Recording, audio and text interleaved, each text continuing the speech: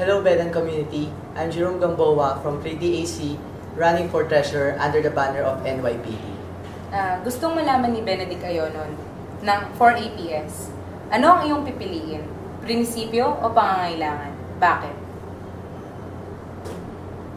Kung ako po papipiliin between principle and the needs of others, pipiliin ko po ang prinsipyo.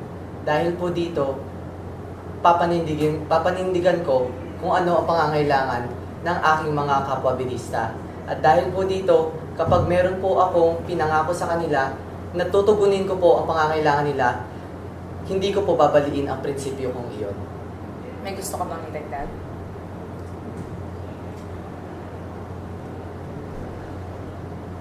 Doon po, wala na po.